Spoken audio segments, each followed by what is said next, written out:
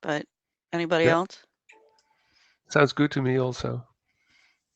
Okay, sounds fine. Thank you.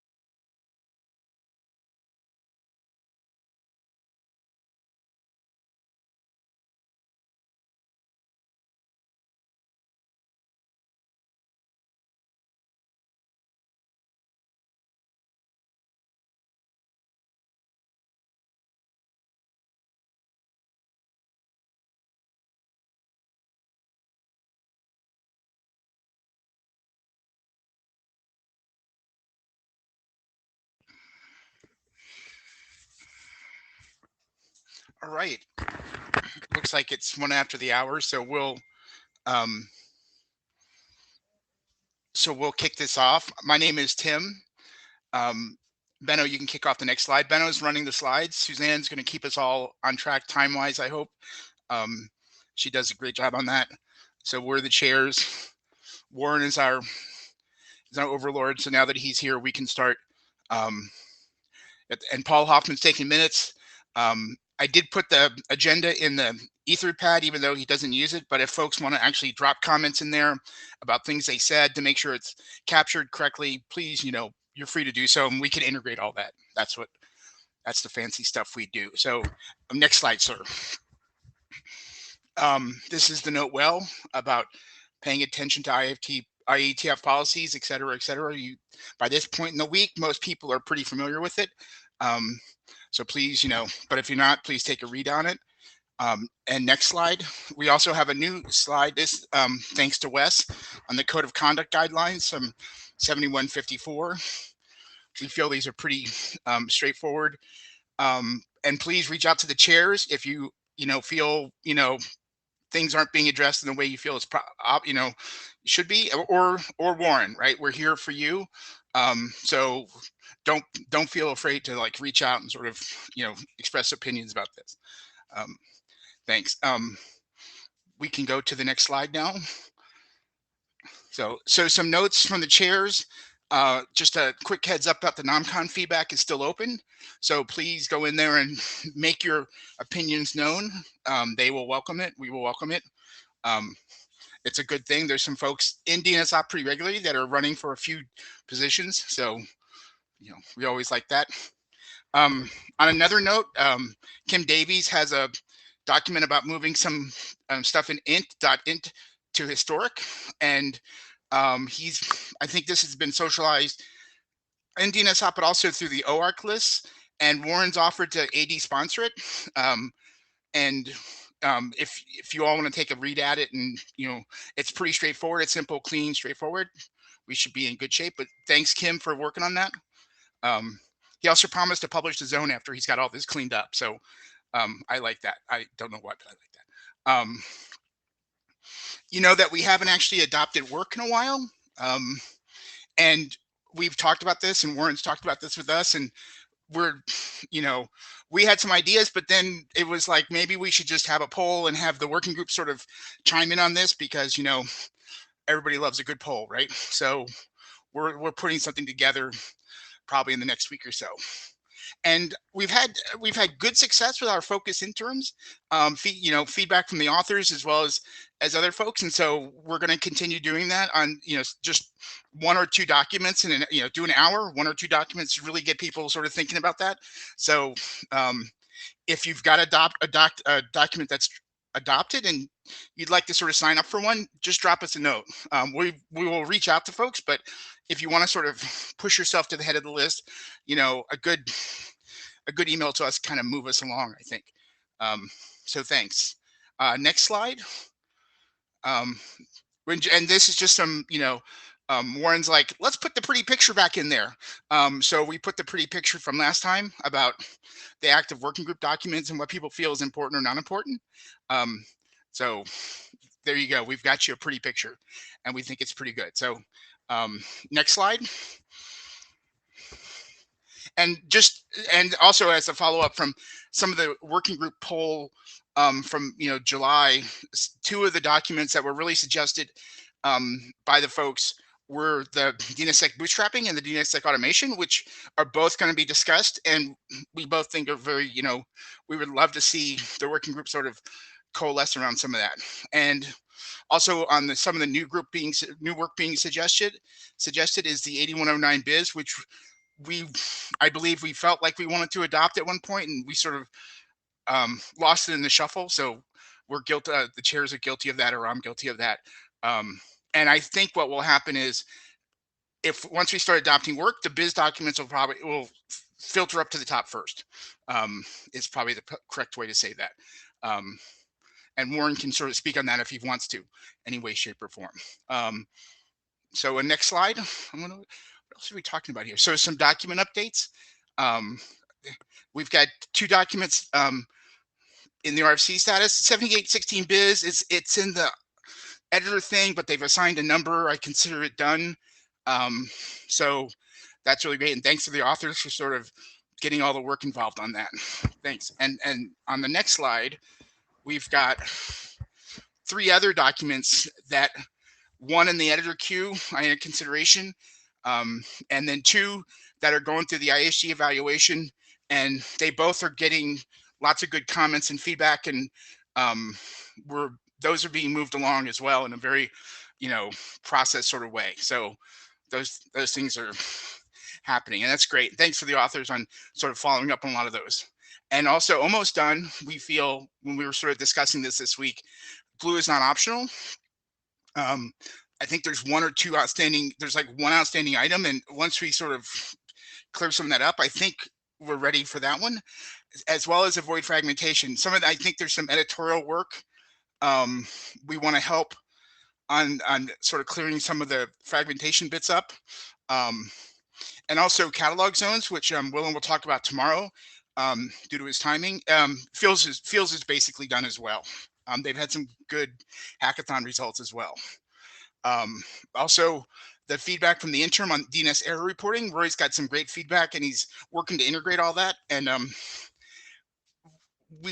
our view of it is it's in really good shape and ready to go. So that was really great. So I know people thought that was kind of a strange interim item, but we got a lot of operational stuff right in there, and that was pretty great. The RR serial document, I know Hugo is working on some implementation stuff, and I see him in the audience. Maybe we should do that as an interim topic. That's been one that's sort of been, sitting on my, like, we owe the draft some work, some effort, sort of thing. So, and then because IANA consideration is basically in the editor queue and considered done, 593333 biz was on hold. We chatted it out, and what we came up with, and we'll see what happens during the working group, is changing it to informational, and then we'll proceed with a working group last call, probably starting this weekend. And we expect everything from that. So, but thanks to the authors for being patient, and I do think, Paul's work on sort of cleaning up some of the IANA stuff actually is really super helpful in this case. So thank you, Paul. Next slide. And of course, our stuff is in the data tracker. We're shortening our list. And we feel that as we sort of get the list down a little bit more, that we'll start adopting stuff. And we're we've been discussing numbers, like how many exact drafts can we do, but I think we're taking it on a, we'll take guidance from the working group and from Warren on the best way to do that. So, so thanks. And we keep it all on GitHub as well. And I think, okay, so let's cruise over to the agenda. I think that's the next one. Yep. One more. the recurrent business is the NSEC3 parameter setting. Wes, I think there was a great email thread about what number to use, and I love when everybody kept saying, let's just make it 0. But Wes is going to give us a great little overview on that. So next slide. And don't take this as quote unquote new business. And you can bash this as you see. It's more updates or documents that people have sort of wanted to sort of talk about. Whether or not we adopt it is sort of, that's always a bigger discussion, right? But we call it new business because it's not sort of adopted work. So I apologize. I think the wording is probably bad there. We've got DNSSEC automation, Siobhan and Schumann's document on domain verification techniques, the structured error page bit, and Brian Dixon, who did the talk in Deprive, we've chatted with him. He's revised his slides, so he's got a different slide deck. And we believe, and he's going to provide better motivation up front about what he's trying to solve here. And I think, hopefully a sort of streamlined discussion so there can be comments, because we know we were, even with 20 minutes or so, we kind of ran out of time in Deprive. So we're hoping to sort of help Brian along by, shortening that up. Thanks. And I think, what else is going on? I think that's it. So that's tomorrow's business. So that's kind of ours. If anybody has sort of agenda bashing, they like or don't like what we're doing, please speak up, or adopting new work, not adopting new work, what we're not focusing on. We really would like to hear that. I know, when we talked yesterday, the 4 of us, we were all in agreement that we'd like to hear from the working group, what can be more efficient. It's a good way to put it. Okay. Tim, Yep. I'm monitoring the chat room. Okay. And Hugo just sent a message that about RR serial. I planned some minor updates before expiration. Hope to have implementations running too. So that's oh, cool. RR Thank serial. you, Hugo. Yep. So that's a great. We appreciate that, and we can chat about the, internal ideas or things of that nature. So we just didn't want to feel that you were being ignored, Hugo.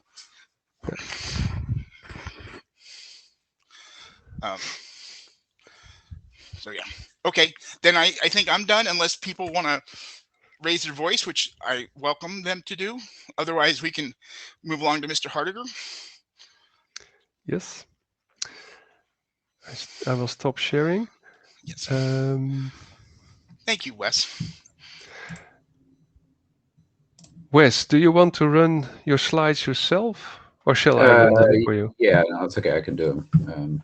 Yep. I mean, either way, but just make sure it's the most recent set. Yep. I did send a sharing request. Yeah. Grant screen. So there you go. Yep. Yep.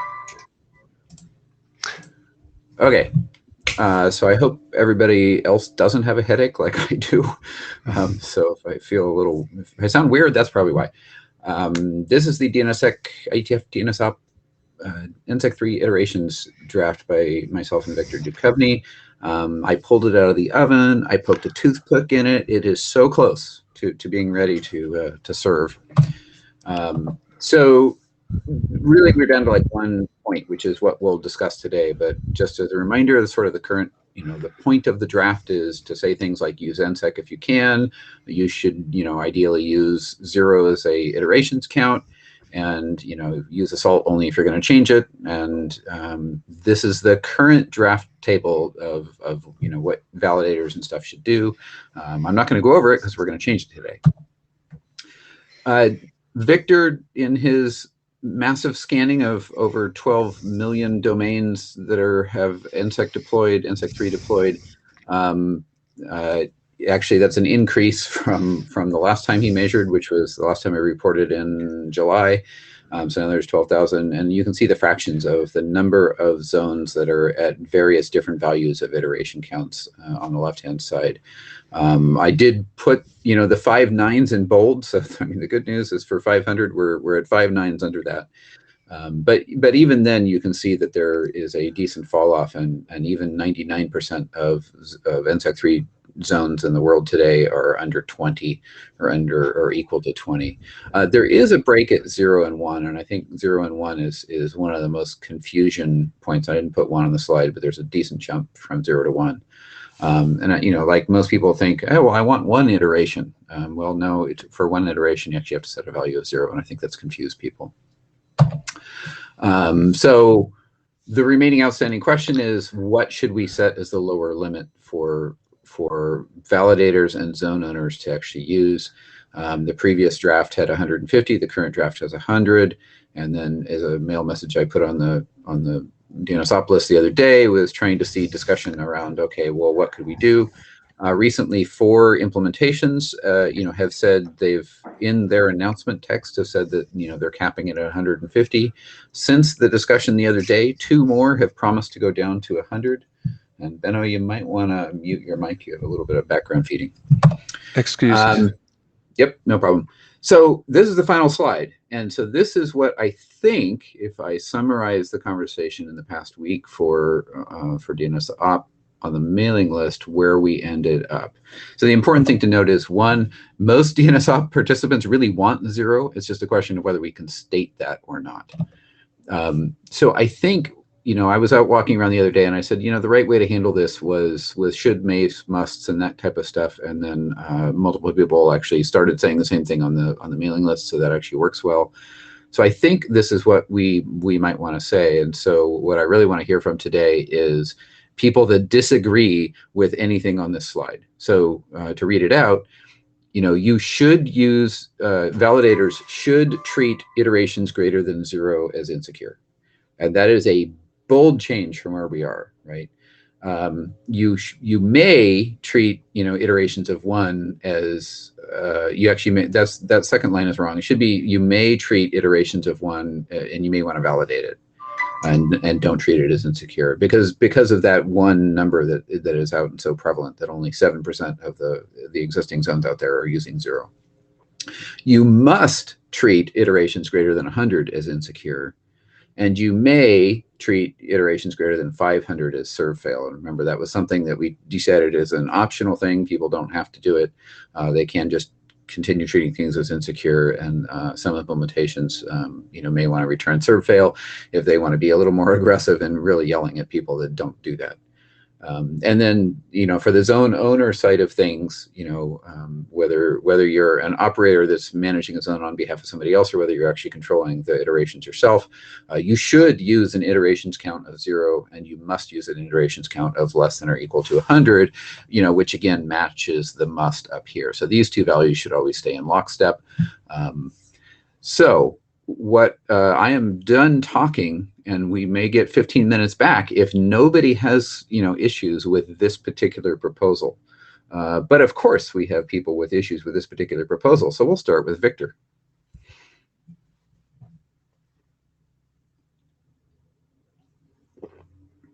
Victor, you can unmute and go.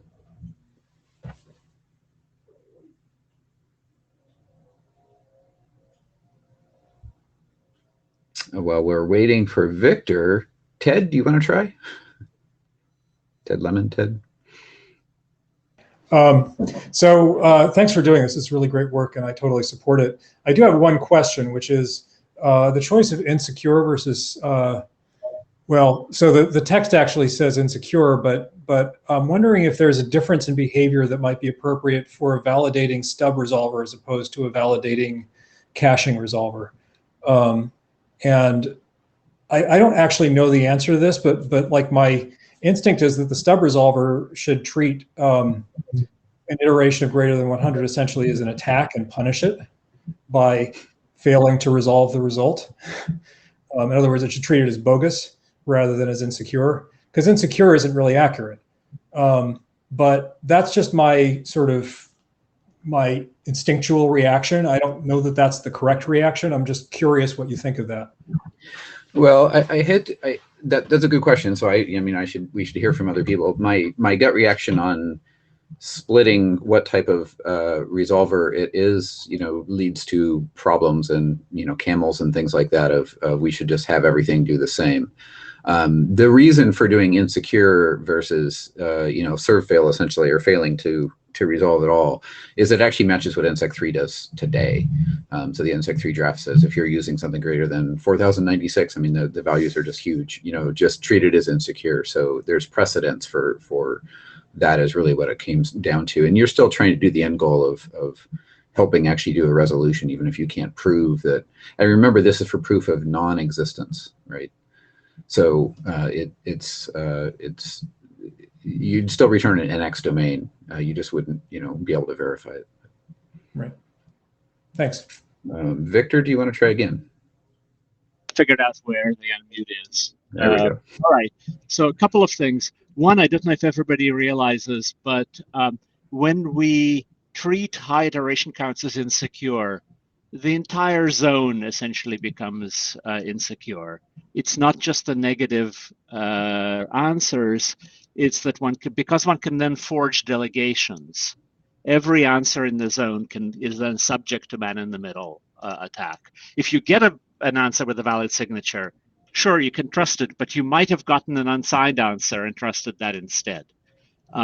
So it's a very marginally secure zone at that point. Essentially, no answer is secure. If a TLD were to go, above the iteration limit, then all of its child zones become completely insecure. So this is pretty drastic.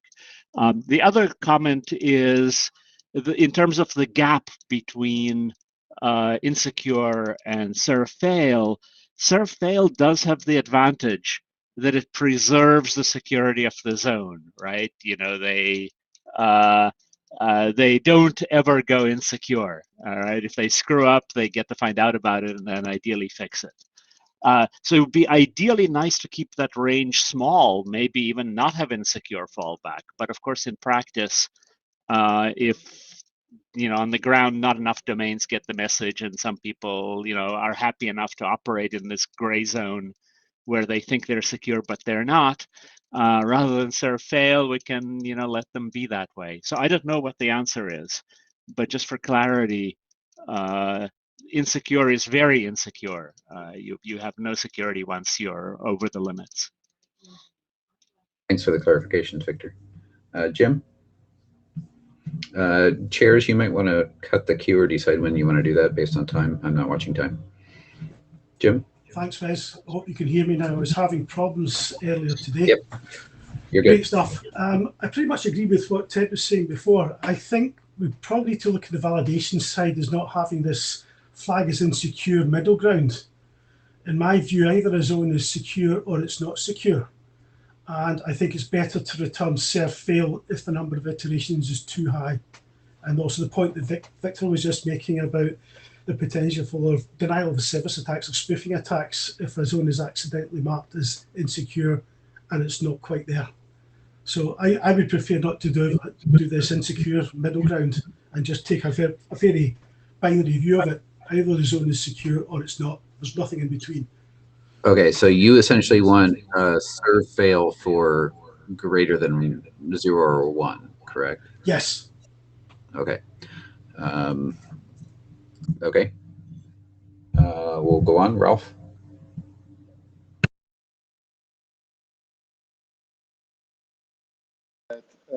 Having a kind of middle ground can cause problems. So I would also prefer one signal. And I think in early discussions, we thought about doing the serve-fail at 150. So that as a starting point, because the problem now, if you have a resolver that wants to do the kind of hard cut, it cannot comply to this draft because in the current draft, the must is at 100. So between 100 and 150, or 500 in that case, there is a behavior that is currently not possible if you want to just have really a hard cut.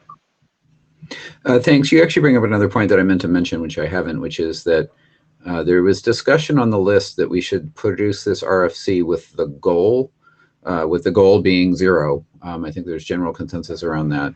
and allow validators to slowly achieve that based on measurements by Victor or others in terms of what actually happens in the world. So functionally be non-compliant to the RFC when it comes out, and wait for a fall off time, and then get to a serve fail or something like that. Okay, thanks, Petra. Hi, can you hear me? Yes. Okay, good.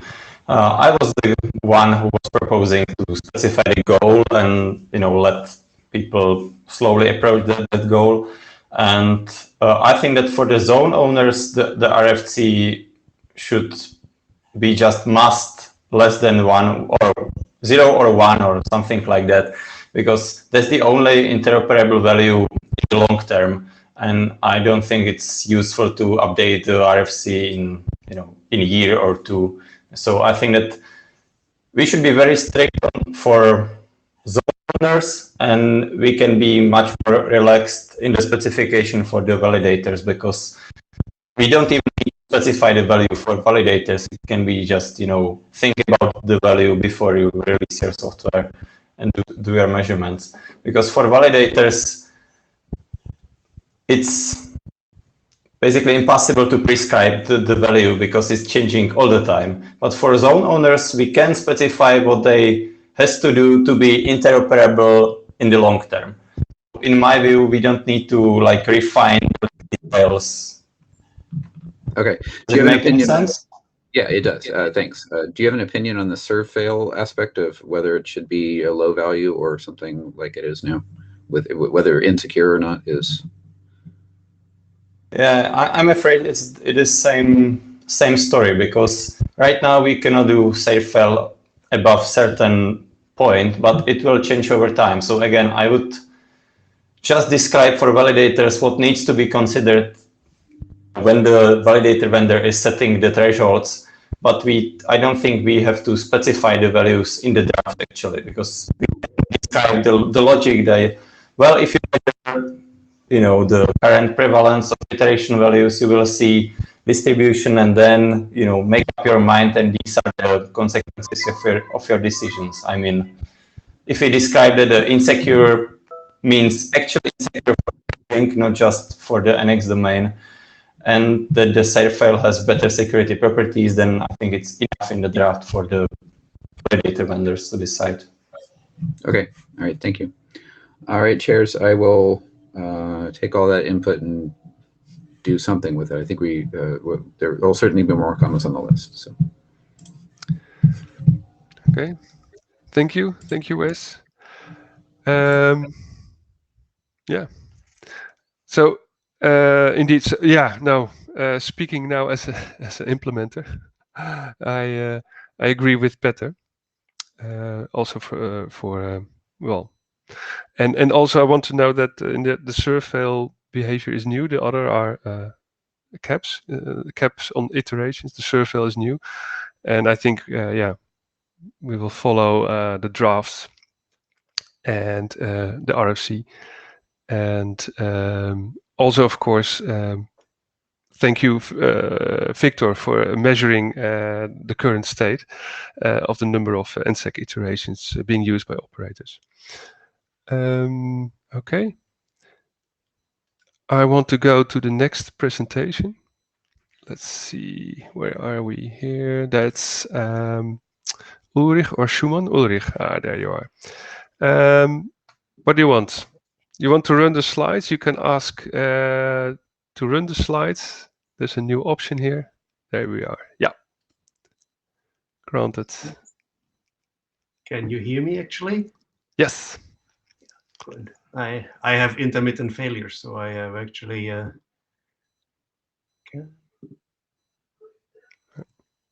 okay, this seems to work. Good. Hello, I'm Ulrich from the Swedish Internet Foundation, and this is work that we actually a whole group of doing, but Schumann started this with his multi-signer document a few years back, and so we have presenting this work at IETFs before, and we're continuing working on it, and so I was going to do a status update where we are in the work. And so we have the algorithms are for leaving, for joining and leaving a multi-signer group is defined. We have algorithms defined for key rollovers of a whole group of signers.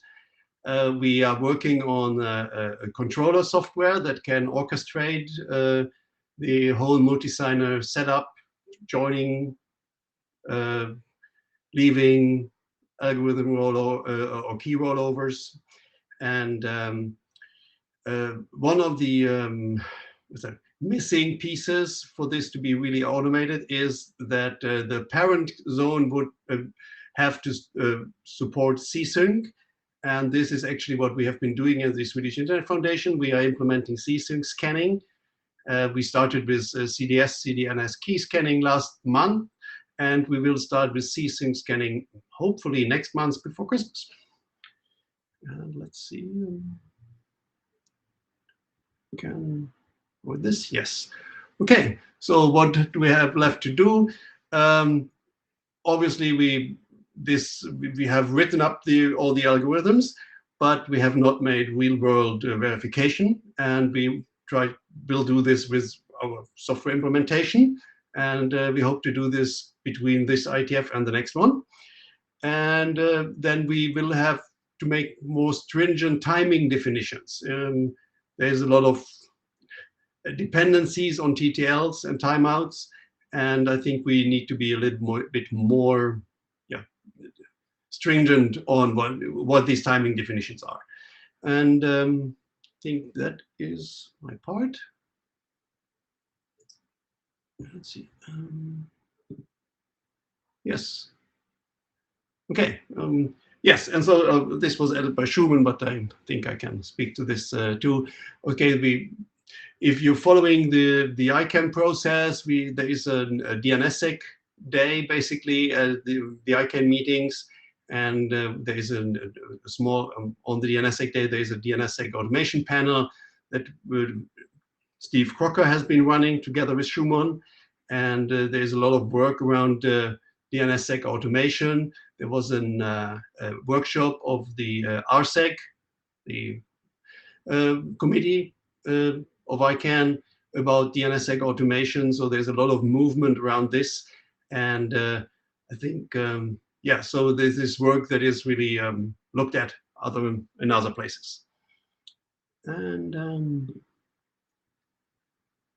yes, before I come to this, what I too wanted to say that we have been working on a way to, so one of the special use cases of this multi-signer is to take a domain and move it from one signing DNS provider to another signing DNS provider. And one of the requirements is that both have the same algorithm. And this is of course doable for large organizations, because then you can pay for it and you can make requirements to your service providers. But if it's your personal domain, you probably can't do that. And registrars or other hosting providers are not very open to making changes to their environment for just your domain. So what we in practice would like to do is to be able to move a domain from one signer to another signer, but they have different algorithms for signing. And this will need some additional work, and we will have to go back to how DNSSEC is validated actually, and see what we can do there to make this work. And so this will be future work after we have the first one finished. And yes, so, and we would like to ask the working group for adoption for this work, so that we yes, get this documented and defined how to move your domains around and how to run them in this more resilient setup of multi-signer. Thank you. And Schumann, please go ahead. Schumann, yeah, please go ahead.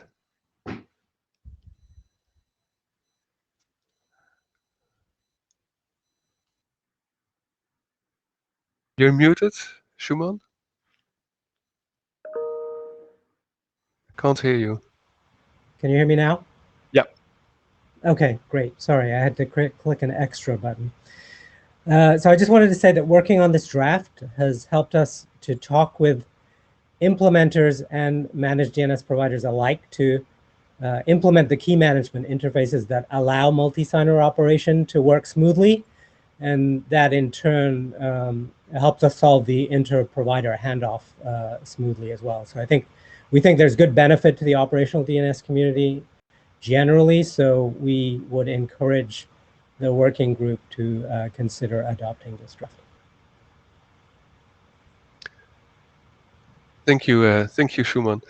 Yeah, as Tim already presented at the start, you are on the shortlist for working group adoption, and we will start the process after next week. But again, we discussed this also with the DNSOP chairs and the AD. But ideally we see about 4 or 5 active drafts in the working group, and active not being in the ISG queue or editor queue or on hold. We're close to that with the current state of the document. So we're open for adopting new work. And as Tim presented on his slides, your draft is also on this list. Okay, great. Thank you. Yeah. Paul, please go ahead. Greetings. So this follows up on Schumann's question. Does this have to be in DNSOP? And the reason I ask is this. Yes, it obviously relates to operations, but it really relates to operators and how operators hand things off and such. I could completely see this being in a different working group that is much more operator oriented than protocol oriented. From what Ulrich said, I think the issues that are open that are will be dealable with, but I think need to be discussed, are really not ones that we are necessarily experts at in DNSOP. And so I could see a purpose-specific group that is about how do operators work with each other when doing handoffs, and have this be part of that. Not saying it shouldn't be in DNSOP, but I'm not sure that it needs to be in the same queue with lots of other things that we are doing that are much more protocol focused than operator focused. Just a thought. Thank you. Noted. So Ulrich, do you want to run the queue yourself, or shall I call for the next? Oh, please, we continue with Peter. Yep. Okay. Paul just said that most of the proposal concerns DNS operators only and not the protocol. And I wanted to point out, I don't know if it's in the draft, that there may be a protocol implication in case of key rollovers or key algorithm rollovers. I don't remember exactly what the circumstance was. Maybe Schumann or Ulrich, but wasn't there some requirement that you have to have signatures? Yeah, I remember. If you have 2 providers, they have to sign the DNS key record set on each side with their respective keys. And if one provider decides to change the algorithm, then the other doesn't use the new algorithm and can't sign the DNS key record set appropriately. And I think that requirement comes from some DNSSEC RFC. I don't have the section in my head. And I remember there was some kind of complication like that. So maybe there is a protocol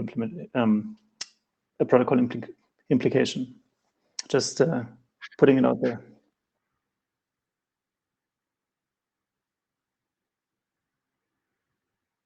Okay, thank you, Peter. Ralf?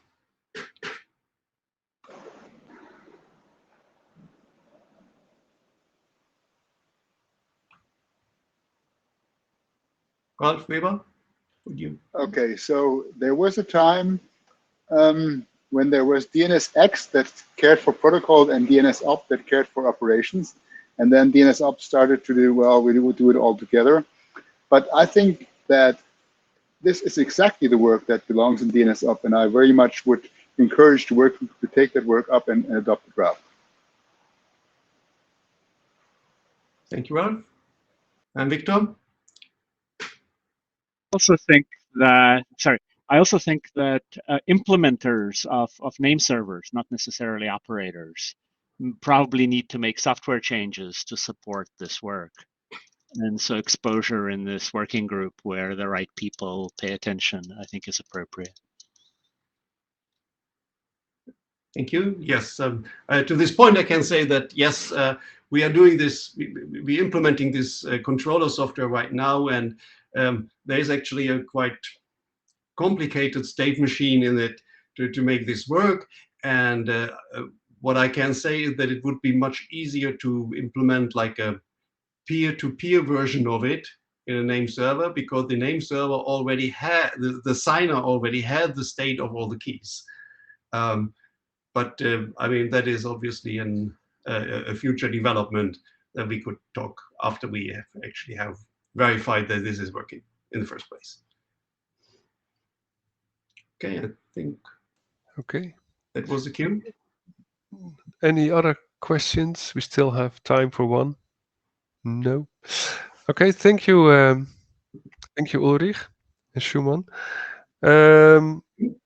So, yeah, concluding, I think you're well on your way in writing the document. And for your own timeline, what do you think? So, well, they're both operational. You are implementing stuff, but also for the draft, how much work do you expect? Well, we expect that we would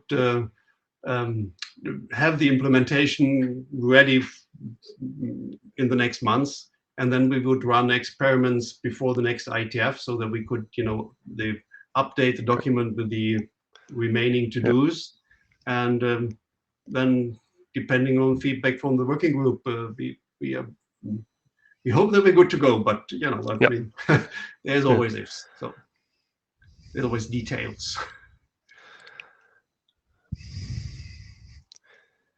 Thank you. Okay, thank you, Ulrich. Thank you. Thank you. We're doing well with time. Next presentation is by Shivan, Shivan is in the room. Hi, Shivan. Do you want to present your slides yourself? So I uploaded them already in Meet Echo. So if you, you ask. There you go. Great, perfect. Excellent. Should I start? Yeah, yes, please. Sounds good. Hi all. I'll be talking about domain verification techniques using DNS, which is a draft that Schumann and I have been working on. We also presented this at the last IETF, and we've gotten some good feedback before and after that, and we wanted to ask for adoption. So just very briefly, what is domain verification? What is domain verification? So essentially, as folks probably know, many providers on the internet need users to prove that they have some kind of control over a domain, and service providers ask users to put a DNS record in their zone that proves that they're the ones who control their domain. And a good example is Let's Encrypt with the DNS01 challenge, and you put the challenge text record, and then once it's verified by Let's Encrypt, you get issued a cert. And I won't go into the whole draft because we talked about it last time, but just as a refresher, the draft is fairly simple. It gives an overview of existing techniques, talks about text records and CNAME, which are the two ways in which we saw that service providers right now are doing DNS-based domain verification, and also we give recommendations. Some of them are targeted domain verification so that there isn't bloat at the label, and also time-bound checking, because we noticed that some service providers ask people to just keep the verifying records around for a very long time, which is again not great for bloat. And also we recommend the use of we suggest the use of DNSSEC to prevent spoofing. And I put in a link to the 111 presentation over here. And we've gotten a bunch of feedback. on the mailing list and at the mic. And there were some security issues that were talked about at the mic, especially last time. And we've been using GitHub to capture all of that. And I think, we know that detailed security analysis is needed, but I think that would really like benefit from the involvement of the working group. And that's basically it. So yeah, I think Shuman and I would both want to ask for adoption. Thank you, Sivan.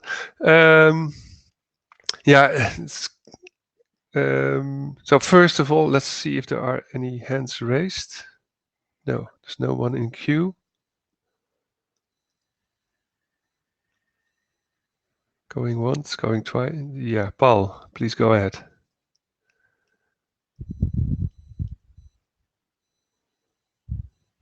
Oh, sorry, Paul.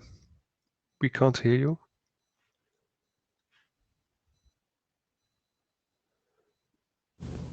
Test. Oh, sorry. Okay. I just wanted to reiterate again, as I did on the last meeting, that this is super important. This is a huge problem, and we should not stall this and really move this forward fast. Okay, thank you. Is there more support in the room? I've just went over the mailing list, and there was there was a good discussion on the mailing list after the last presentation. Shuman, please go ahead. Yeah. Sure. So Benno and chairs, the other thing I would recommend that you do is look at the minutes and the recording of the last presentation that we did. There was quite a lot of vocal support for this draft, right, being adopted, and the fact that a lot of these domain verification techniques are they've grown up organically and ad hoc, right, and no one sat down and done any like serious security analysis of these schemes, and that's kind of like a big gap that the DNS community can jump in and make sure that these things are being done in a secure and maintainable fashion. Thank you, Shuman. Joey. Thank you. I'm just wondering, other than working more on that security analysis, what would be the next step for this? And I see it hasn't been updated since the previous IETF, so I was just wondering, like, what are the reasons? How to phrase this? Like, what has changed in order like to support adoption better this time, if that makes sense. Yeah, I think we've just been gathering feedback in the GitHub issues, I guess, and that's where all of them are right now. And in terms of work to do, I think there's like a few sections to be filled out, especially like recommending like when to use text versus CNAME. But yeah, I mean, from the point of view of the authors, I think we also thought that it was ready for adoption last time. But we also figured that it would be good to give just a refresher at this IETF, and yeah, again, ask for adoption. Should we do a count of hands then? I mean, show of hands or something? I'll leave that up to the chairs, but yeah. Thank you, Siva. So Joey, so indeed in DNSOP we go to the mic indeed. So it's support in the working group. Then we take it the call for adoption to the mailing list. And on the mailing list there's the formal call for adoption.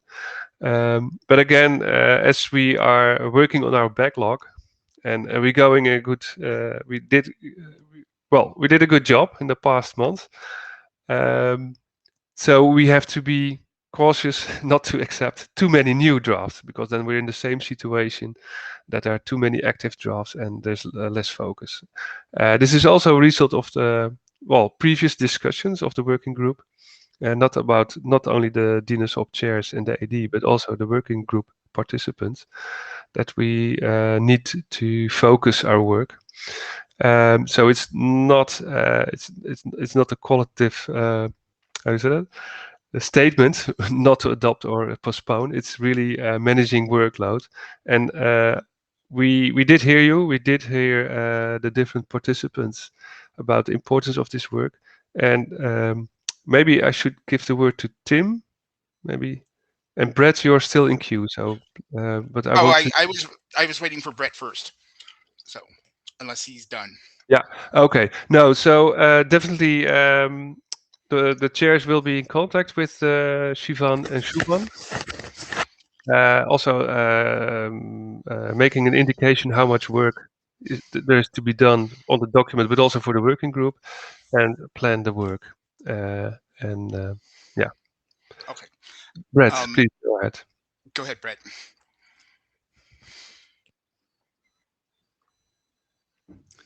We can't. Or I can't hear you, Brett.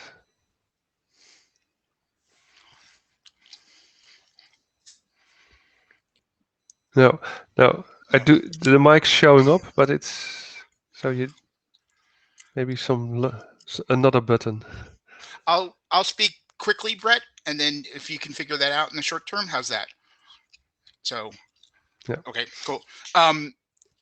Speaking as an operator, I think this is like way important, and as I've sort of hammered on Shuman and Shivan, they should just keep hammering on this because this is good stuff. So, and we'll figure out the whole adoption thing, right? So don't stop, as I keep telling you two, right? Work. So I always feel like I'm just cracking the whip on Shuman, and I feel sorry about that. So I apologize, Shuman. Yeah. No, definitely, it's good work. Yeah, but it's yeah. We have also managed the workload, but I think we're in good shape now as a working group and in adopting new work. Brett, can you try it again? No, sorry, I don't hear you. Maybe you can type your question. I will relay it. Yeah, thanks. Shuman. Yeah, so just answering Tim, I think that's fine. We can keep plugging away at the draft, Shivan and I, but we were hoping if it was adopted early, we could recruit more collaborators to help us with the security analysis and more extensive analysis of these schemes. So that was, in our opinion, one of the benefits of earlier adoption. But yeah, I mean, point taken. I realize you have to manage the queue of work, so we can plug away at it by ourselves in the meantime. And if anyone wants to collaborate with us, just ping us. Let's speak out. Yes, let's collaborators, please step up. Yeah, I already see Paul volunteering in the chat, and anybody else that wants to help get this draft ready for adoption. Okay, go ahead and do thank you. Yep, didn't know that, Shuman. So we'll find you people. How's that? Yep. Thanks. All right, and thanks. We've recruited Paul. That's good. That's good. Yeah. Okay, thank you. Question from Brett, and relaying from the Jabber room. I was just going to A, add my support, and B, question the title of the draft. It says survey, but you talk about recommendations. The title may confuse people into thinking it's just informational. Yeah, from our point of view, it is informational because we're trying to capture as much, first of all, the survey of what people are doing in the field right now, and then also the different trade-offs that people might want to make. Mm-hmm. So this would not be a normative document. This would more capture the guidance and what people think that we should do. When you should use a CNAME record versus a text record for verification. So this would be more. This would be more like guidance than prescriptive. Okay. Thanks. Peter. So I also asked my co-chair, Suzanne, how are we doing with respect to time? Okay, so Peter, please go ahead. Yeah. Yeah, I don't know exactly who is what kind of parties are involved in the DNSOps group. I mean, obviously, name server implementers, resolver operators, and auth operators, and all these people. Regarding this draft, I wonder who the addressee is, because, for example, in the case of certificate issuance, I guess that would be something that CAs would have to expect from the customers. So for example, Let's Encrypt would have to say, you should put this and that record into the DNS. So CAs have to be convinced. But I don't think CAs are part of the DNSOps group. Then for GitHub verification or domain verification for Office 365 or something, then these companies have to be convinced. And I'm not sure if they consider themselves involved with DNS operations also. Well, I think these recommendations are good. I just wonder if they will get heard when you put them in DNSOps. So who's the addressee of the draft?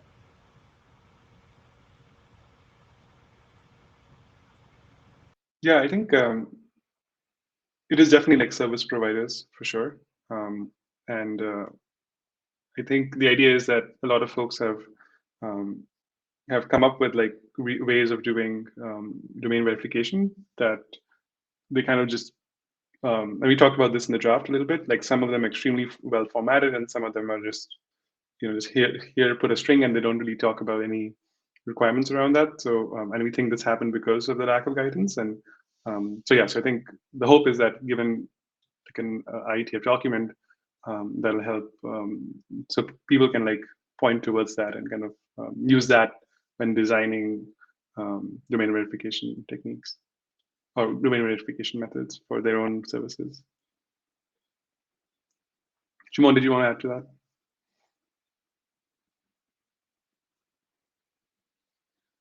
I had to unmute myself again. So just to follow up, Siobhan, I think, Peter, to your point, yeah. So I think our expectation is once we develop this draft a little bit more, we will have to do outreach to application service provider communities, right, to kind of clue them in to what, if any, recommendations come out of this draft to see if we can persuade them to adopt those recommendations. So I think we expected that to be part of the process.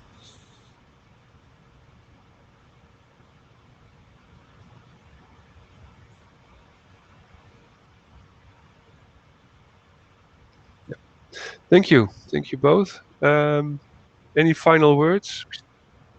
No. So thank you, Siobhan and Shuman, for pushing this work. And definitely the chairs will have a follow-up with you. There are, well, Paul Wouters and also Brett Carr volunteered to help. That's good. And we will definitely make progress in the next month. Yeah. Perfect. Thanks, Ben. Thanks, chairs. Yeah. Thank you. Next, we have, let's look at the agenda. Structured data for DNS error, access denied error pages. Dan, yeah, there you are. Dan, how do you want to run the slides? I can do that for you. We uploaded them already in Meet Echo. Oh, sorry, I see the request. Yeah. There you go.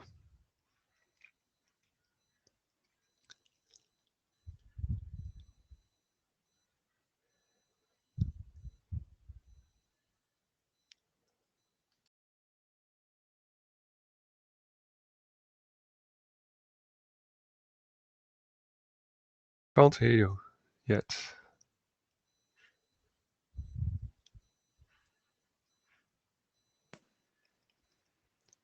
That better? Yeah. Thank you.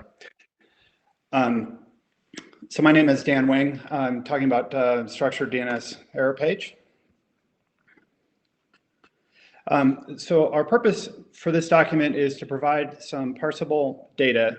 We decided on JSON for the user and IT to troubleshoot why a DNS query was filtered by something upstream. And then this information can be displayed in logs and nothing done with it interactively at the time it occurs, or it can be displayed on the user interface of the operating system, the browser, or whatever. And the adjustments we made here better handle headless devices that don't have a web browser and don't need to use a web browser to go get the information. That was one of the deficiencies of the draft that we're superseding with this that's mentioned at the bottom, draft ready DNSOP error page. We've received a bunch of comments. I saw a bunch came in late yesterday, my time, from Peter, which was pretty cool. And I'll talk about a couple of those things as we go through. So the design handles a commercial filter and an IT or parental operated, or whoever is operating another layer of filtering to filter whatever that they additionally want to do. So the commercial DNS filter might filter malware, might be a government mandated filter to filter child porn sites, and then the IT operated or parental operated DNS filter might do some other stuff, all eventually going to the client. So the protocol allows these filters and these blocks to be propagated down should the filter in the middle decide that it wants to propagate that down. In a lot of situations with parental filtering and with IT filtering, the intermediary needs to be involved to resolve problems with filtering done by the upstream because they own the contract, they have the phone number to call to resolve those issues. But that it turns into something the protocol handles either way, but there's operational concerns and issues there. The packet format is the usual. And then this slide I'll update for the meeting materials. I noticed this morning that there's a couple things missing in it. But the JSON that comes down is purposefully as tight as I could figure out how to make it.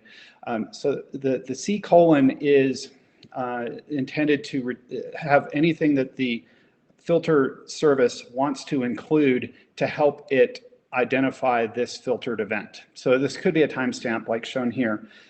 It could be any unique value, a sequence number that it wants to keep track of for each time it does a filter. Could be anything that it likes. Doesn't matter. The protocol itself doesn't care. This is something that is generated and a responsibility of the DNS filter itself. The D colon is the domain of the DOH-DOT server that the user is connected to. This is to detect if the DOH-DOT server is just blindly proxying and forwarding this traffic, or is actually aware of this extension. There's some stuff talked about in the draft on why that's valuable. The J colon is some free-form text. We have a discussion point later to talk about what language that's in, which is a thing that causes me a little bit of grief. Only the D and the J are mandatory as specified currently in the draft. Peter had some comments on that. O is free-form organization that is doing the filtering, and R points off to a justification for why this filtering happens. So it might be an employee contract for why a job site or a guns and ammo site or whatever was being filtered, or point to a country specification, a country requirement that child porn be filtered if that was the reason that it was filtered. So then on the client, it constructs the URL by prefixing HTTPS to the D colon value and appending the query parameters for C. What I missed here on this slide, and I will update in the meeting material, is it also appends the domain queried from the DNS query and the record type that was queried, like A or quad A or whatever. There's some security considerations. One is we want no clickable links in the O and the J fields because they then need to be sanitized on where they're going and what they're for. So that's something that needs to be probably cleaned up in the client. How to do that, we don't specify quite yet. We need to socialize that a little bit more, see how we want to handle that. Encrypted and authenticated DNS on that first bullet is mandatory because we don't want arbitrary justification text to be inserted into a DNS query response pair. Would be bad. And then if the URL is being visited for the C and the R pages that are formed, that URL should be in a constrained environment, similar to what captive portals are doing today. But keep in mind that processing those two things, the C and the R fields, is optional. because again, we're expecting and hoping that the J field, the justification free form, contains enough information to understand why this was filtered. That's why we're not using predefined, error code number 1, error code number 2, error code number 3, which ETSI is taking a path of defining for filtering, but rather free-form text, so that anything that the operator wants to put in here for why they filtered can actually be put in here. And this is my last slide. So a couple of discussion points that I'd like to get feedback on the list or right now are how to handle the language in the J, and perhaps also the organization field, but really the justification field is the one that is most concerning. That if it comes back in German, you don't speak German, it is not helpful. Some consideration is if that comes back, a web browser could itself, with its built-in translate capability, just translate it for the user. Not terribly appealing, but some discussion on that would be kind of nice. And then also the isolated browser environment and how folks feel about that. There is an increase in security posture for the client for that situation, but it also means the user doesn't get autofill and also doesn't get cookies to open a ticket with their service provider, or whoever is doing that filtering, because it's in this constrained environment that's not going to autofill, and they have to type everything manually, which is a real pain. And I don't know if this is interesting enough for the working group to consider adopting it quite yet, or if we'd like to go another cycle, but most interested in those first two discussion points. So that's my presentation. Thank you, Dan. Yeah, there's a queue. Dan, you want to run the queue yourself? No, I don't. But thanks. Yeah, no, excellent. Ben, please go ahead. Hi. So we've been talking about this topic for a long time, and so I've been saying my thought about this for a long time, which is I am very, very cautious about anything here that gives the DNS operator the ability to jump into a connection that wasn't for them and present the user with any information, especially information that the user can't verify, especially information that would potentially take the user to, for example, a different web property. In my view, there's no safe use case here that involves presenting this to the user, at least not in a web context. And that's okay. I think there's actually value nonetheless in this draft. But what I would really like is a shift to emphasis on technical use cases and debugging, where the risk of user harm is minimal. And I think a generalization here. In my view, access denied is not the only interesting use case here, and this exact format or technology could apply equally well to diagnosing other DNS failures. In general, I think this could be essentially a useful addendum to the extended error codes draft to provide debugging at the client with more general structured information. But I don't think there should be any expectation that this information is surfaced to an ordinary user, where it could be used as part of an attack, where it could be used to lie to the user about the reason for certain kinds of filtering, or attempt to scare the user, present the user with scary information about something to try to interfere with their perception of what they're accessing. Okay. Cool. Thank you. Okay.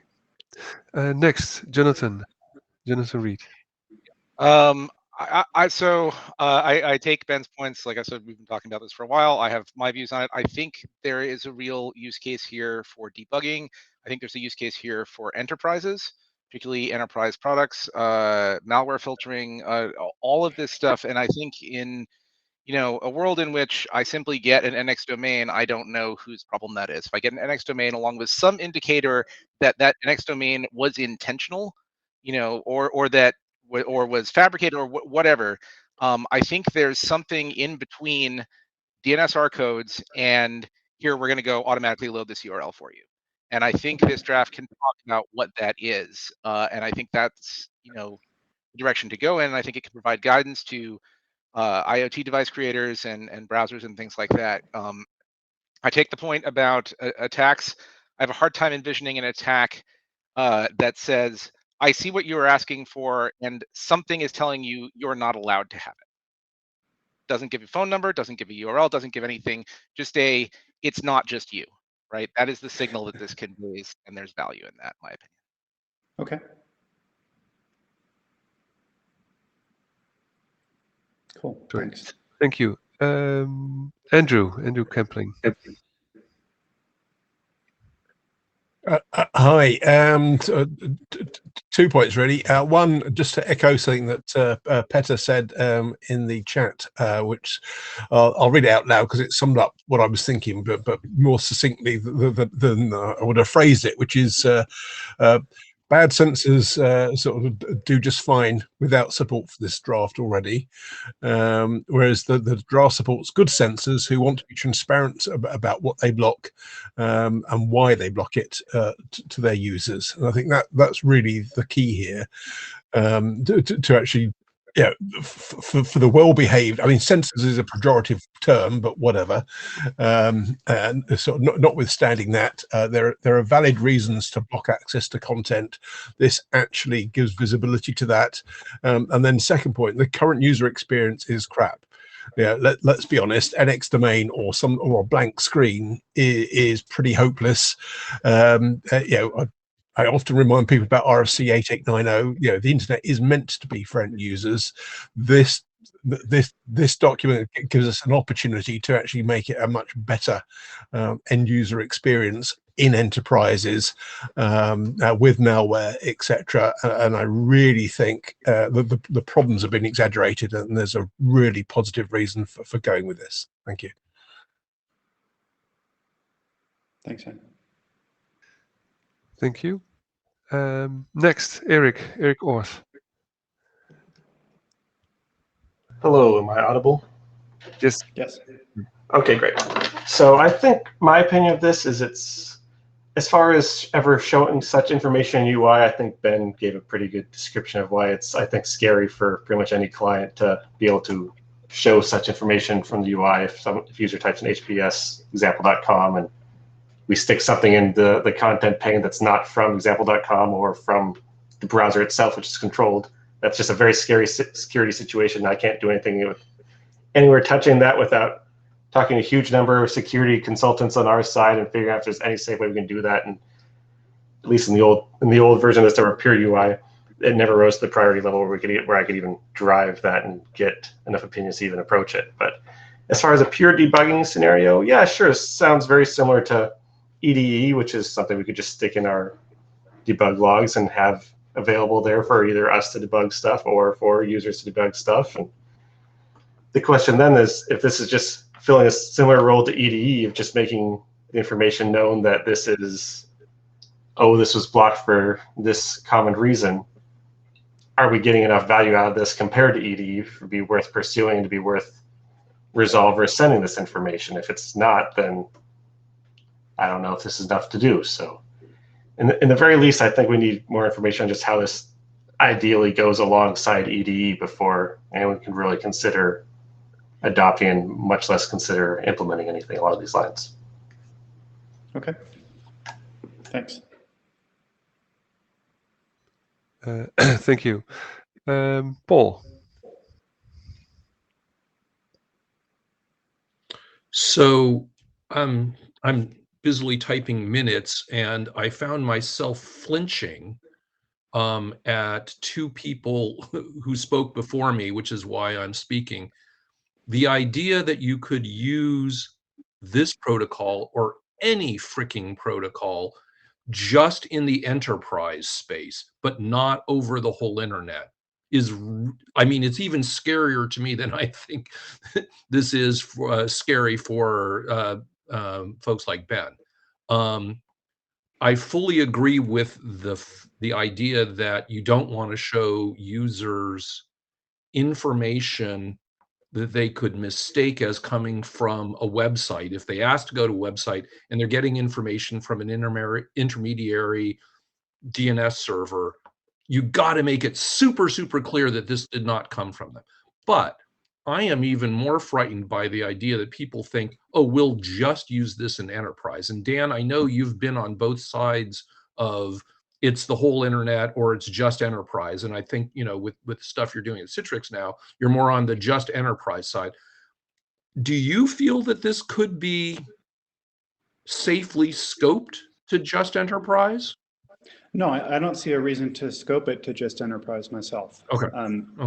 Because I think it's easy to show that this text that you're seeing did not come from the site you're visiting. We're doing that today. The industry is doing that today with an X domain. It shows I couldn't get there. I couldn't find the server, and it shows a message.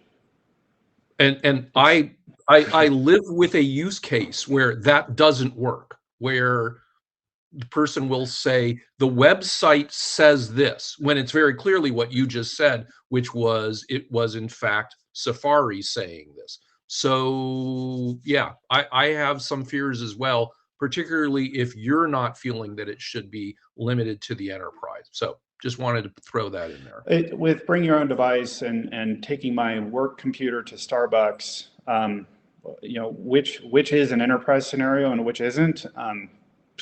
You know, and Starbucks may want to do filtering locally themselves, you know, for their, you know, whatever their reasons are, you know, to use their network for free. You know, buy a coffee and don't view porn because it upsets everyone else in the coffee shop. Reasonable. It's their network. Don't know. But yeah, I don't see a way to restrict anything to just enterprise. I mean, you know, in theory, IMAP was that way back in the day, but it certainly isn't now. Yeah. Right. Okay, very good. Thanks.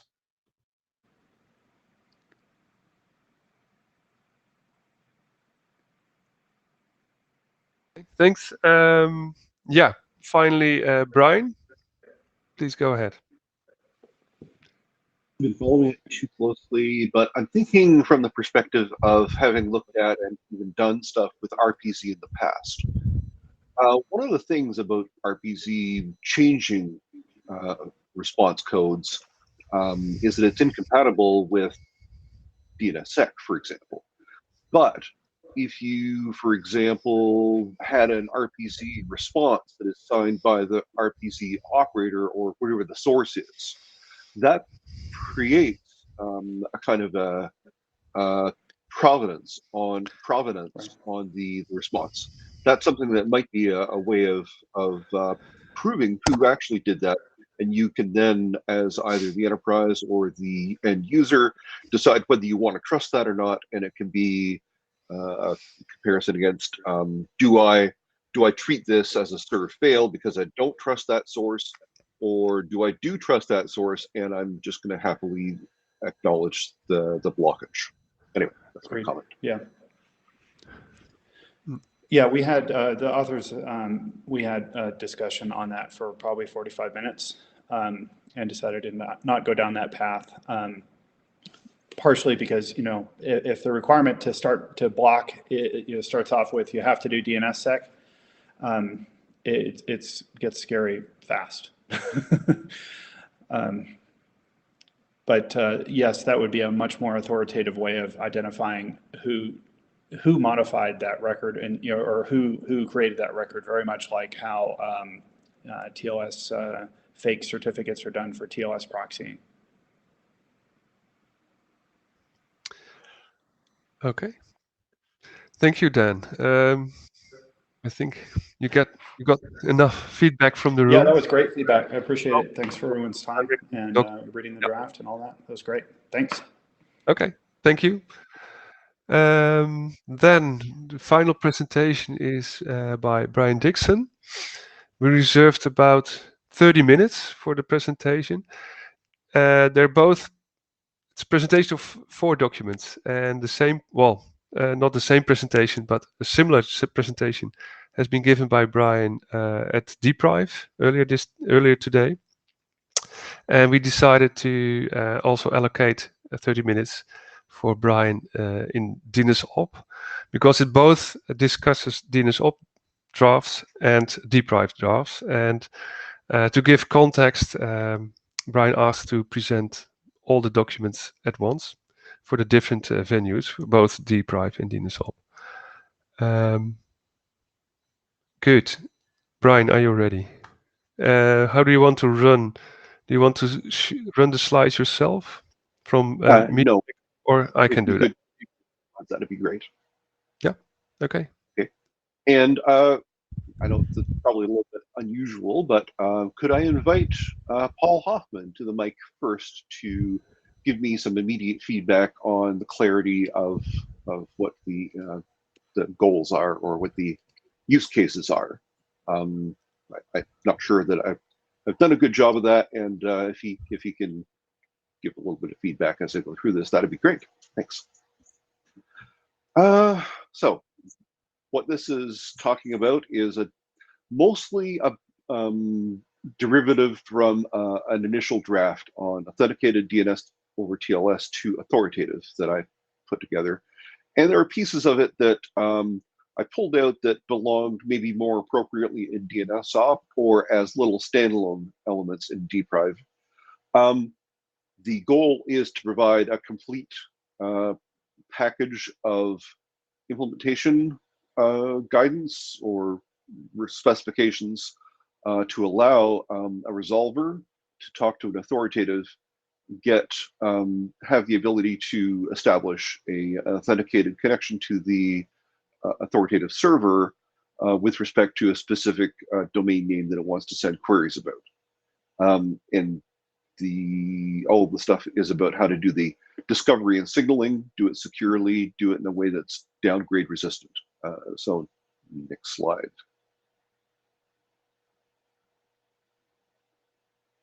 So it's privacy protection is the main thing, but that's pretty common across all of a lot of competing suggestions or drafts or proposals in Deprive. I was taking this as a complete set of things, and some of these are involving different solutions to some of the same underlying problems. One common thing for any of these is the authoritative server's identity must be authenticated if you want to do authenticated ADOT. For that to be viable, I've come to the conclusion you need to have a secure delegation to the name server's name, the zone containing that. It has to be deployable in a reasonably short time, so I'm assuming the use of stuff that's only in DNS with as few new protocol elements as possible, and without requiring any major changes or even anything above the most minor on the registrar mechanisms for transmitting stuff upstream within the DNS system. Explicit signaling of support and being downgrade resistant. Next slide. So the main ADOT ends up calling out a couple of new small drafts. One is a thing I'm calling NSV. That was the DNS or DS hacks draft. This is a new DNS key algorithm that is used to protect delegation NS records via DNSSEC signature over a DS record, which contains a hash of the name server name. It's the only, you need to have some way of validating the target of an NS record in the parent, the delegation, in order to be able to trust the name that's being used in that. Since all of the rest of it, including the actual name used in the certificate for TLS, as well as any signaling, those are all dependent on that name. So that's one of the drafts, is just about how to accomplish that using a DNS key algorithm. The second draft is a thing called the DNST. It's a new RR type, and it's simply explicit support for transport. tied to the domain name of the name server. And the name server domain has to be DNSX signed, so this becomes a protected signaling thing, so it's downgrade resistant. And glue guidance is kind of optional, but it's useful potentially to compare the glueless guidance against what DS glue has in it. But I don't think it's necessary to discuss in this forum right now. Next slide. And I'm using TLS for ADOT, sorry, TLSA for ADOT. I should have said TLSA, not TLS. And I've started with the assumption that I'm going to need a new RR type, which is an alias for TLSA. That might not be the case. The validation of the TLS certificate that eventually gets presented to the resolver is an important part of this.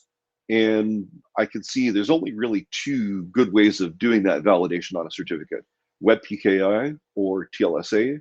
And since TLSA is part of the DNS standard, and I've already said for the transport flag validation, that zone has to be signed anyway. So there's not a lot of additional incremental overhead in saying, let's use a TLSA record.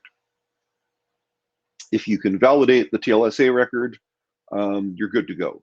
You don't actually technically need WebPKI. Doesn't mean you can't use WebPKI issued certs. It just says that you don't actually have to use the WebPKI validation. You can still do that. You can still choose to do that. You don't have to. And then there's the question of new RR type or just use an unprefixed TLSA at the name server name. Next slide. And feel free to tell me if I'm going too fast. Anyone, just raise your hand. So the novel thing here, NSV, it's just the NSV is just the mnemonic for a new DNS key algorithm, which is being used to validate NS records. It's used to create a special DS record. It's possible to use a DS record even if the child zone is not signed. If you look at the last line in this slide, it says, unknown DNS key algorithms are treated as insecure rather than bogus. So NSV unaware resolvers don't have problems with this proposed addition. So the idea is, you take the name server name, you put it into a structure, which is technically a DNS key structure. You don't actually publish the DNS key in the child zone. And that avoids making the child zone seem as if it's actually DNSX signed, because it doesn't have to be. You then take the hash of that new record type, and that becomes your DS record. Validating that is using the parent NSR data.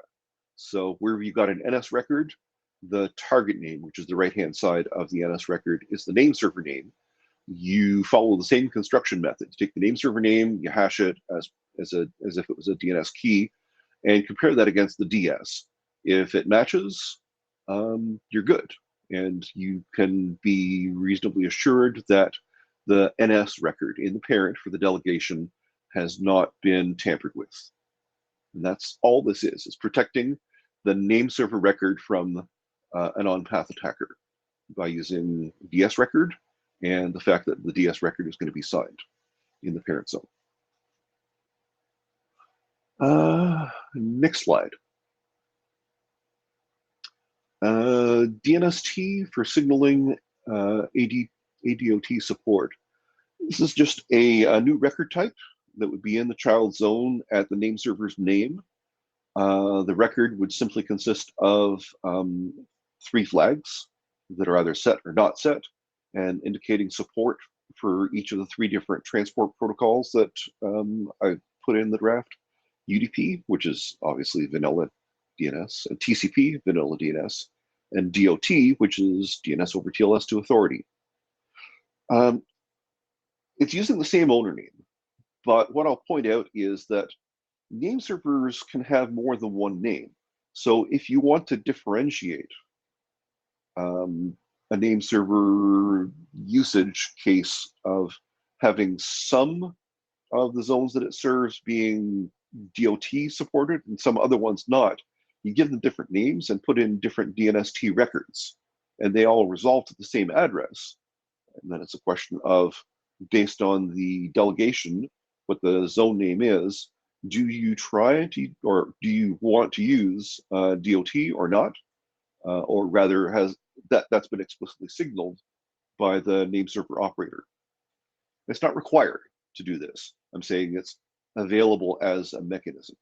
So an authority server operator can do DOT to everybody, DOT to nobody, or potentially do it on a zone by zone basis without actually having anything other than the name server name being a differentiator.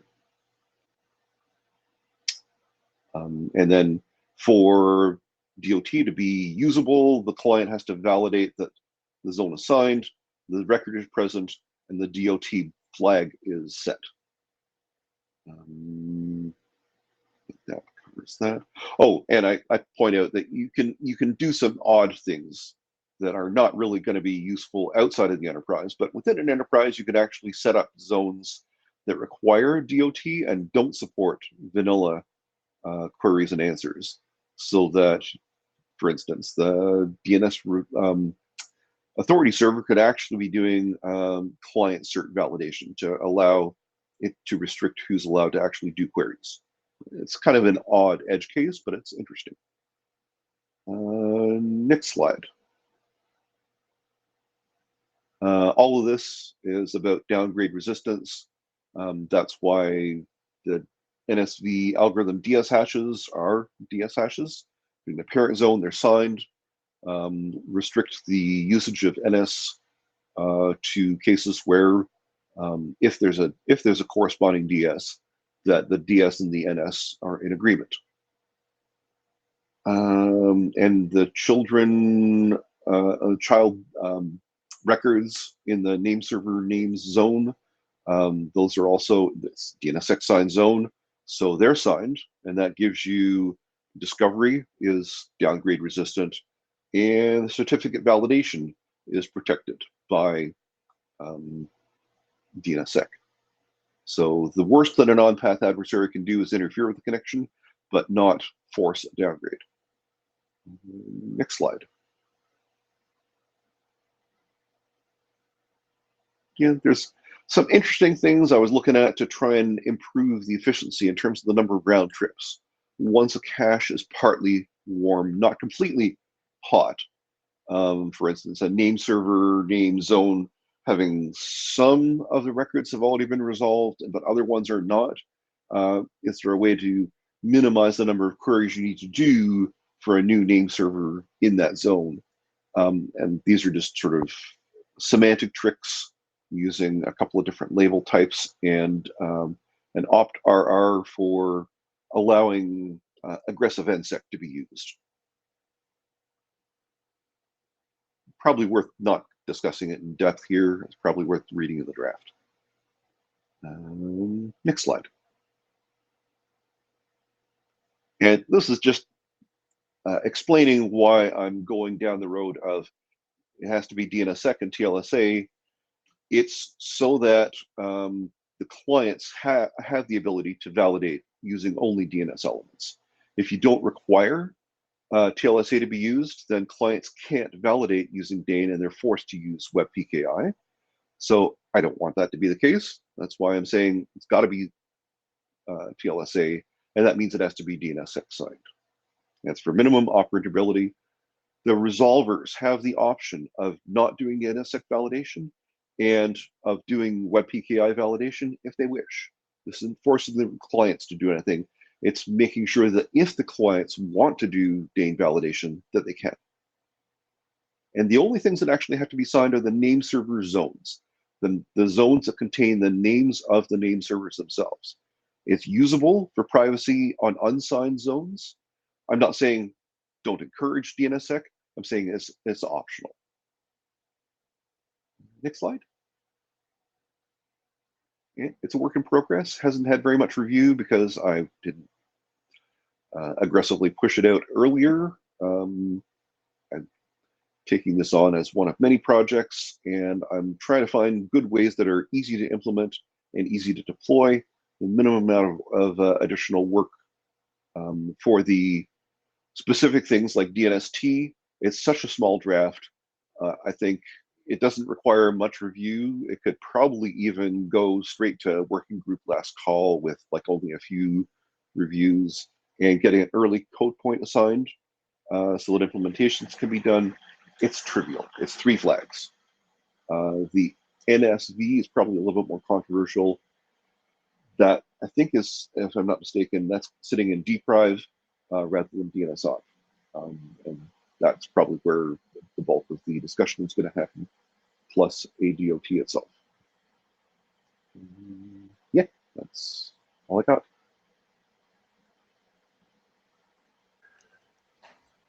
Hi, thank you, Brian. There are 2 people in the queue. 3. It's still on. We do have sufficient time to discuss. Benjamin, please go ahead. Hello. So Brian, I think it's fair to say that you and I are thinking along pretty similar lines. Yes. For a lot of these topics.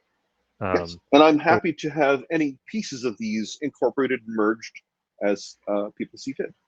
So, obviously we've had a lot of debates about exactly how the fine details of all of this should work, but yes. But I think it's actually a good thing that we've got lots of interest in trying to find a solution here and similar ideas about what the solution should look like.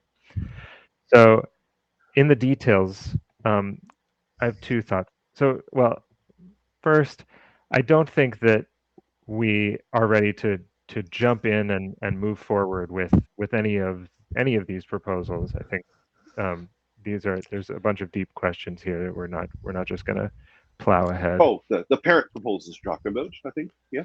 Yeah, all of them. Yeah.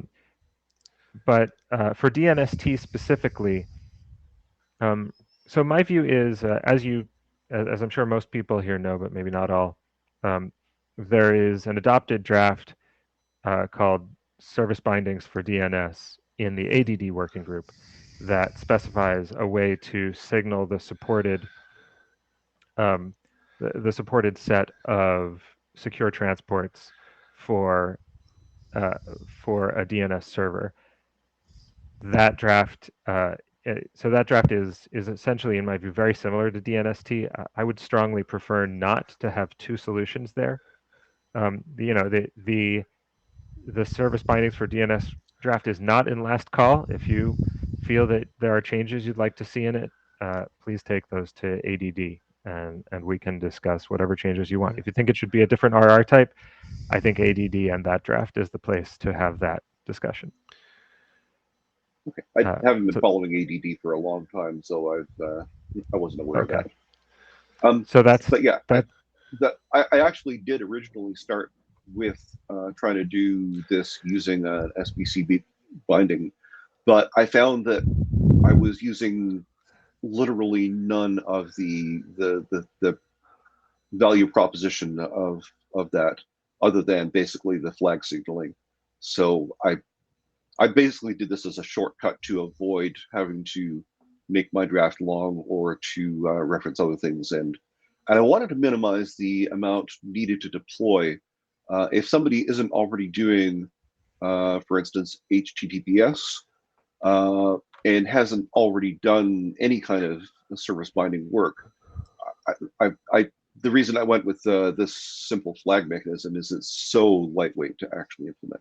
I agree we shouldn't have 2 things. It's simply a question of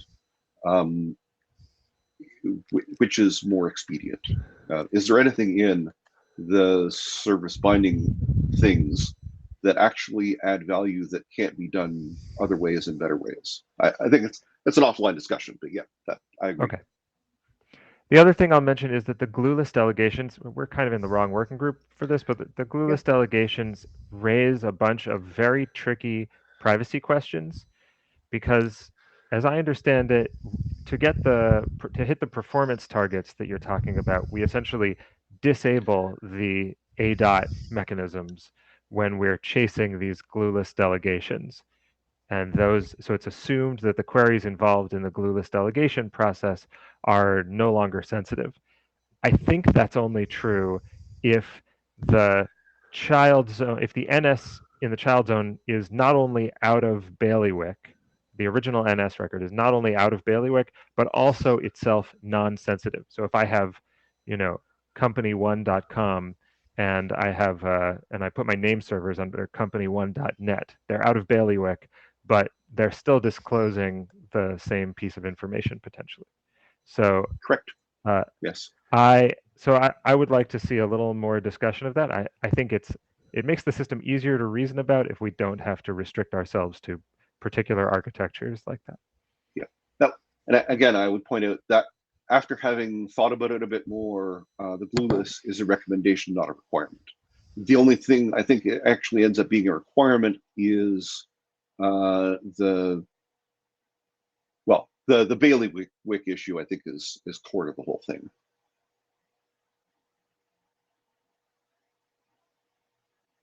Okay, thank you. Victor, you're next.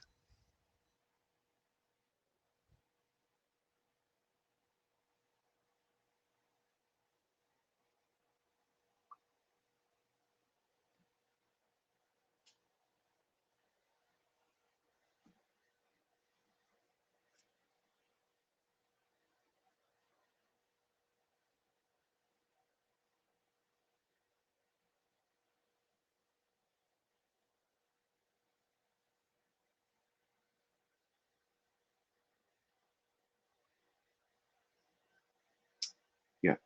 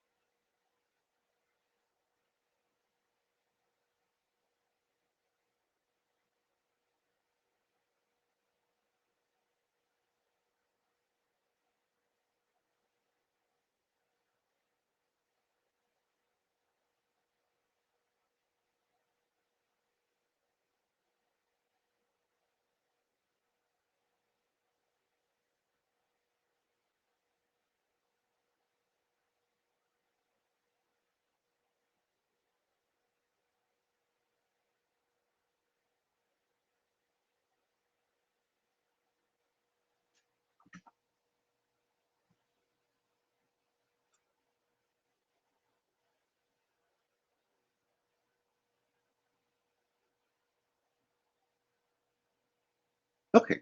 Do you want me to give a quick answer now? Do we have time? The first one. Oh, sorry. Yes, please. We do have okay.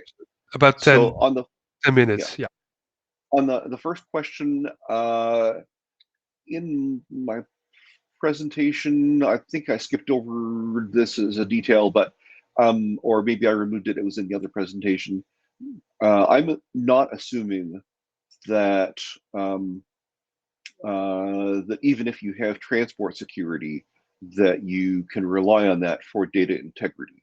So I know this is probably a little bit controversial because I haven't actually shown my work, but it is possible to poison TLDs, and you could become a man in the middle for a TLD, at which point you can't necessarily become a TLD for the TLS situation, but you can for the non-TLS situation, which means that you can serve up bad data even if you weren't originally on path. You make yourself on path with poisoning a resolver. Anyway, the gist of it is with NSV, you remove that as being even a remote possibility. Can't remember the other part of the question about NSV. I'll answer the second question, and then if I didn't answer adequately on the first question, we can go back to that.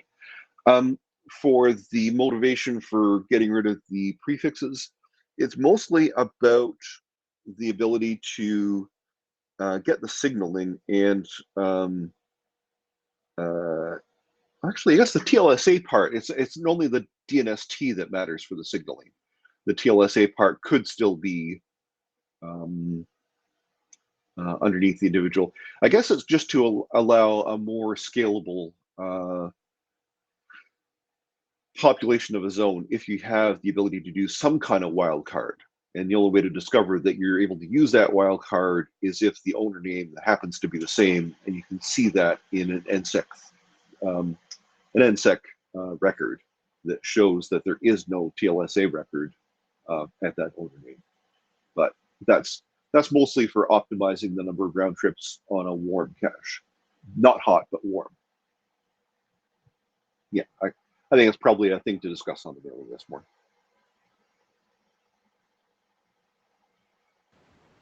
Okay.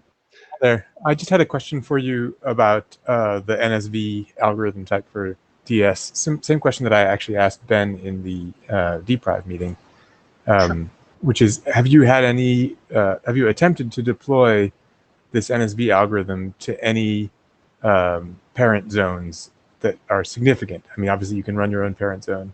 Have you attempted to deploy it to any active ones, and what was the results of that? I tried a few, but I was limited mostly to whatever the UIs were supporting. The UIs differ, but generally will have drop-downs as opposed to free form for the algorithm values. But I'm going to work with my coworker to try and do a more direct API as opposed to UI. Since we're registrar, we can actually do that and send the results up to different TLDs. So I haven't succeeded, but I haven't done the more in-depth trials on that. My suspicion is that as long as an algorithm has had a code point assigned to it, it's much easier to convince a registrar to update their UI to allow the code point to be used. The main issue, I think, is going to be on the parental side, and whether or not a registry is going to be willing to accept plain text rather than a hashed DS value. By sticking with an existing DS hash, I see very little likelihood of there even being any contentiousness to this. It's still doing comparisons of hashes, and the only purpose of that is to validate existing parental records, i.e. the NS records. So I don't think there's going to be any pushback from registry operators, which is where I think the biggest part of friction is going to be for getting the optimization under the DS glue kind of mechanisms. So a report back about what you found would be great to the mailing list. Thank you for doing absolutely, for sure. Thank you. Victor, please go ahead. Specifically on the question of registries, if I remember correctly, .de will not accept the NSV DSRR set because at the time at which you upload your DS records, they actually do live queries against the child to make sure it has matching DNS keys at the zone apex during EPP, and they'll reject the update. Yeah. So some registries will change their practice. Yeah, this would require me going to Peter Koch and twisting his arms substantially, or other people at DE. But modulo them actually saying, yeah, okay, that's going to be a problem for DE. And I think there may also be an issue with CA, Canada. I think they require both of them to be presented. I don't know what they do with the DNS key other than just validating that it matches what ends up in the DS. That may or may not be a problem. It remains to be seen.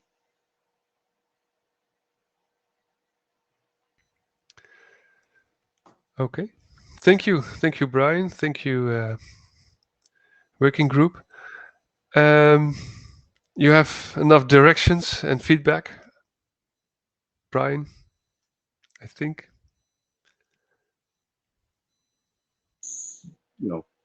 Overall, I think, yeah, I'm happy, happy enough, and look forward to continuing discussions on the list. on the mailing list. Okay, thank you. Then we come to an end of the agenda for today. So tomorrow we have another session of an hour. During this session, there was a continued discussion on the NSEC 3 iteration guidance on Jabber. So we asked Wes whether he was available tomorrow to continue this discussion in the working group. So we will reserve another 10-15 minutes for tomorrow to continue the discussion on NSEC 3 and finally nail some numbers or, well, Suzanne, you want to add something to that? Sure. Just thanks everybody for your time. We are still, and I think I said this in the chat, we are still working on the ideal way to do agendas for the big IETF meetings and interims and the rate that we accept new work, but people should always feel free to work on things, comment on drafts that are of interest. And in fact, the more work has been done on a draft, by the time it's out, the adoption is requested, the more likely it is to be in some kind of shape to really get into and solve remaining problems and move on. So thanks everybody for your time, and we will see you tomorrow. Indeed. So thanks all. Oh, one other thing. There have been a couple of drafts that were discussed today where it sounds like cross-area review would be a really good idea. And it's not completely obvious immediately where to go for that review, but that's something we can work on with Warren and the IASJ. So thanks everybody, and we'll see you tomorrow. Okay, thank you. See you tomorrow.